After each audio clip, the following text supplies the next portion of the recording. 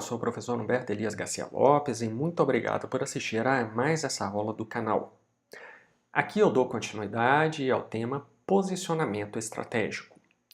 Na aula anterior eu falei de uma situação no qual a empresa enfrenta consumidores muito sensíveis a variações de preço. Aqui eu vou pegar o caso oposto: consumidores pouco sensíveis a preço. Como seria o posicionamento estratégico da empresa nesse caso? Muito bem, antes de entrar nisso, só recapitulando o que nós já vimos lá na aula sobre posicionamento estratégico, em um sentido mais genérico, nós temos a captura de valor, que é dada pela diferença entre benefício e custo. Custo aí é definido como gasto total unitário para ofertar o produto. Gasto total unitário que a empresa incorre para ofertar um determinado produto no mercado. Já o benefício é a máxima disposição demonstrada pelo consumidor para pagar por uma unidade desse produto ofertado pela empresa no mercado. E essa máxima disposição a pagar envolve, obviamente, o conceito de preço. Então, nós temos aqui uma variável de ação da empresa, que é o preço, e uma variável de reação do consumidor, que é a quantidade consumida. Muito bem. E então, para lidar com essa ação e reação, eu recorro ao conceito de elasticidade preço da demanda, proposto pelo economista britânico Alfred Marshall lá em 1890, a partir dos trabalhos de Adam Smith e David Ricardo. Essa elasticidade preço da demanda é a sensibilidade do consumidor às variações dos preços do produto. Muito bem, na aula anterior eu lidei com consumidores muito sensíveis a essas ações da empresa de variação dos preços. Aqui eu vou tomar uma situação oposta, chamada de baixa elasticidade preço da demanda. Essa baixa elasticidade preço da demanda ocorre quando há consumidores relativamente pouco sensíveis a preço.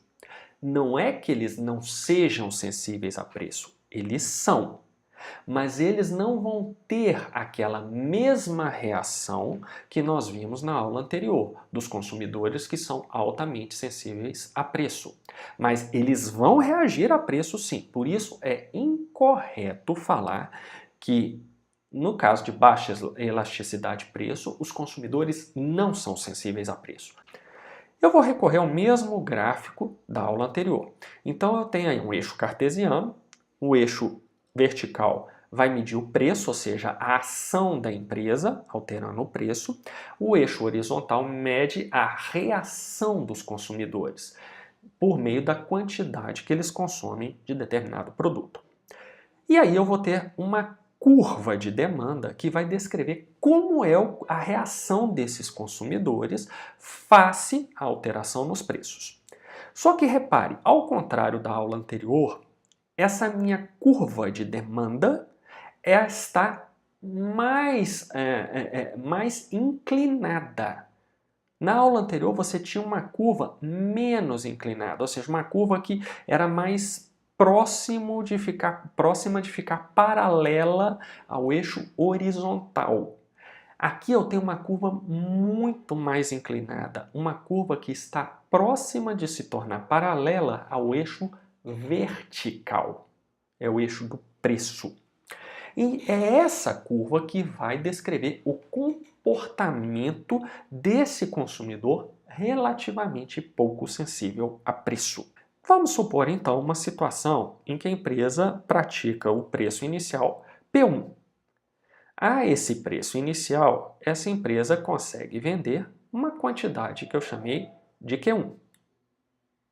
Agora suponhamos que a empresa aumente o seu preço para um nível que eu vou chamar aqui de P2. A P2, essa empresa venderá uma quantidade menor que a quantidade Q2. Na primeira situação, que é a primeira situação inicial, eu tenho lá o ponto sobre a curva da demanda, que eu chamei aqui de Q1, P1. Nessa situação em que você já tem uma ação da empresa, você vai ter um ponto Q2, P2. Agora repare na ação que a empresa tomou.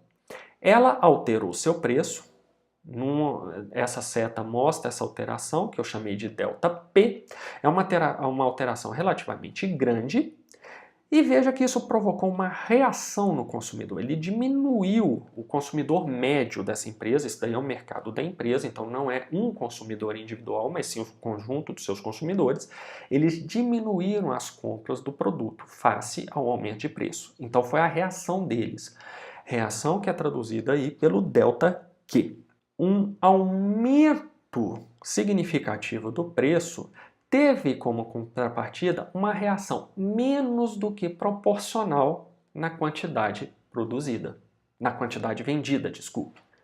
Então veja, é esse o comportamento típico de um consumidor relativamente pouco sensível a preço. A empresa pode ter uma reação aumentando ou diminuindo significativamente seu preço. E a reação do consumidor será menos do que proporcional à alteração nesse preço. A quantidade vendida não se alterará tão fortemente quanto na situação que nós tratamos na aula anterior, na qual os consumidores eram altamente sensíveis a preço. Muito bem.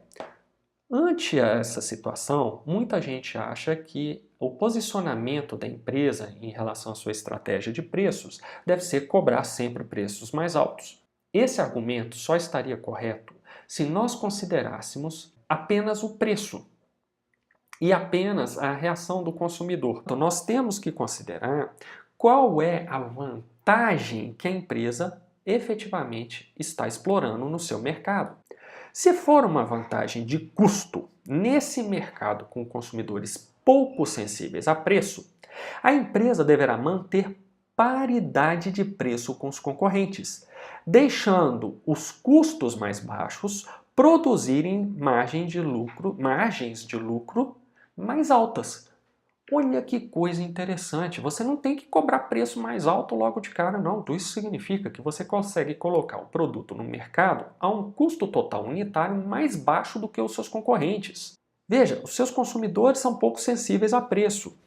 Se essa sua vantagem de custo se traduzir num preço menor, você não vai ganhar muita coisa com isso aí. Olha esse gráfico que está aparecendo na sua tela, em que eu supus uma situação em que o preço aumenta.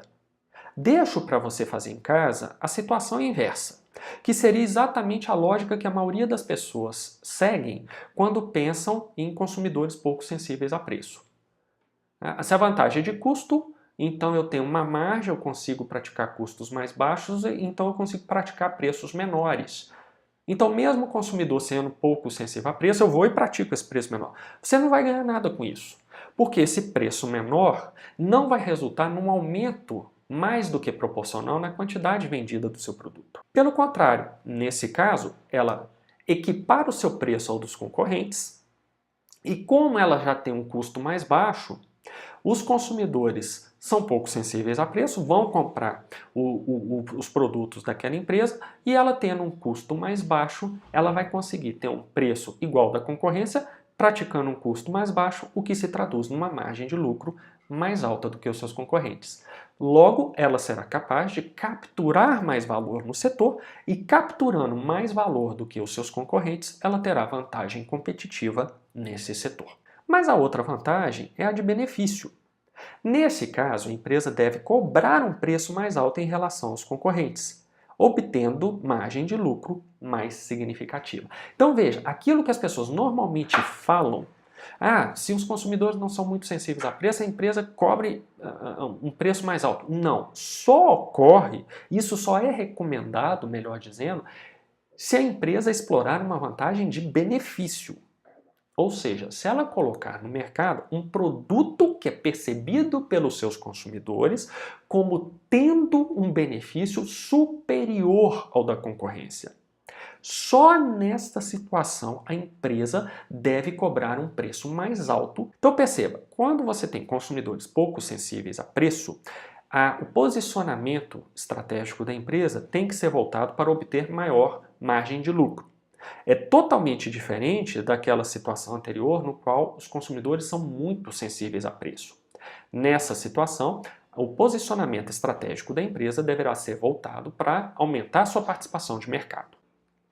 Muito bem, era isso que eu tinha para dizer para você. Estou deixando mais uma vez as referências para você estudar mais sobre o assunto e consultar mais, com destaque, novamente, para o primeiro livro, que é a Economia da Estratégia, do David Besanko. Muito obrigado pela sua atenção e até a próxima aula.